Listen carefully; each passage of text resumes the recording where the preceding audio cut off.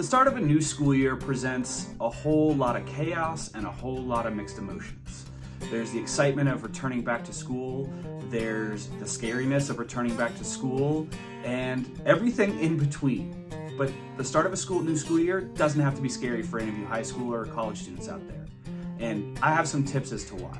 Hey everybody, Evan Reed from Reed's Corner here. I've been working in college counseling and student success for about 20 years, and I have some tips that I want to share with you. So as you head off into 9th grade, here's my number one recommendation for you. Focus on your transition. You are moving to a completely new set of surroundings, into a completely new set of expectations. So give yourself time and space to meet some new people, maybe make some new friends. Explore extracurricular interests, whether they're ones that you've been participating in for a while or perhaps exploring some new ones. Maybe set a goal for yourself, whether it's around classes that you want to take or a GPA you want to earn or a specific set of experiences or skills that you want to develop over the course of the year. Hone in on your study strategies and your time management strategies. This is the perfect time to explore that and really start to put some things into place which will help you be much more successful academically in the long run. And I think if you do a lot of those things, you really will maximize your 9th grade experience.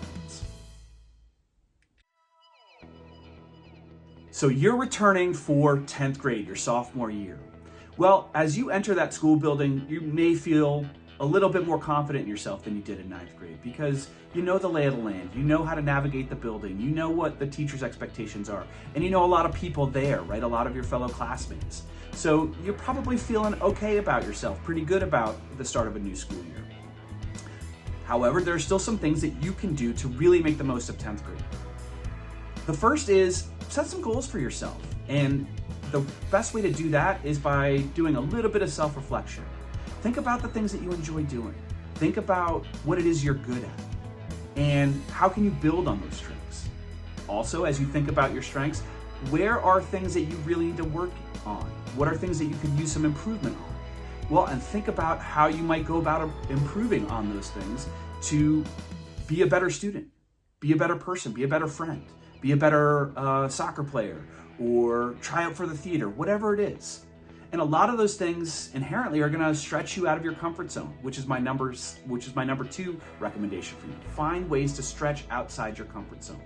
That's how we learn to grow. That's how we learn what we're really, really capable of. And I think if you do those 2 things, set some goals for yourself with some self-reflection and stretch outside your comfort zone, you truly will end your 10th grade year a completely different person in a positive way than you did when you started.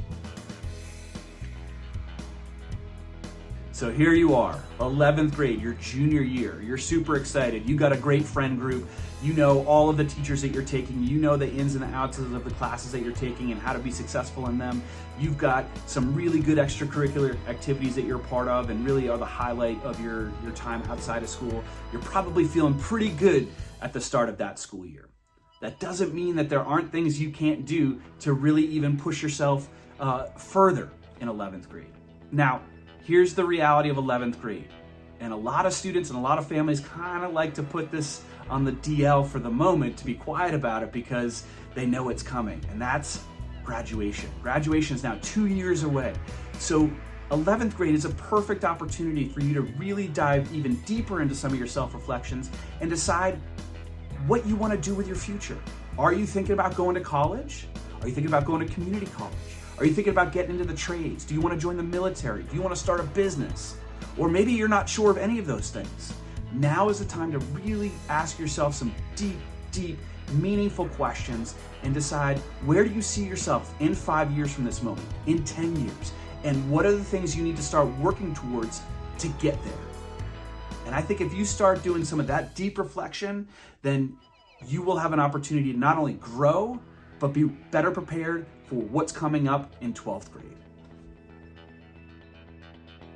So it is senior year, it is 12th grade, and here you are coming into your school, top dog, right? You're the pinnacle of the social hierarchy.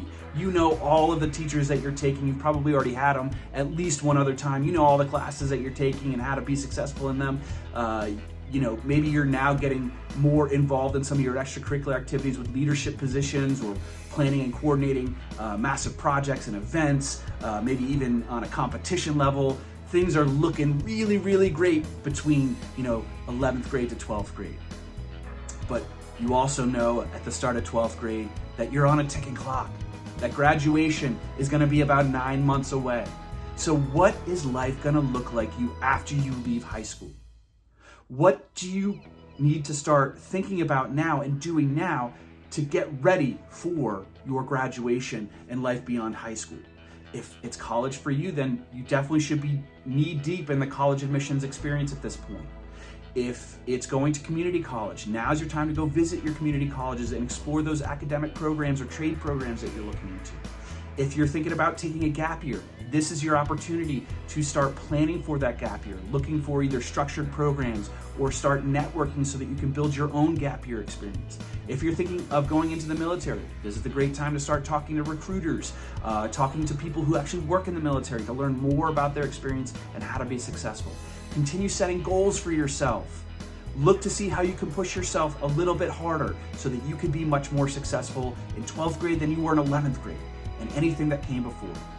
And I think if you do some of those things, you will have an awesome senior year. And by the way, enjoy the time in your community, because after you graduate, a lot of the folks that you know are gonna spread apart. Some are gonna go to college, some are gonna go to work, some are gonna move away, and that's okay, that's what happens. So enjoy your friend time now and enjoy all the opportunities that you have in front of you. I hope my advice and tips were helpful to you. For more, check me out at reedscorner.com. Wishing you peace and love.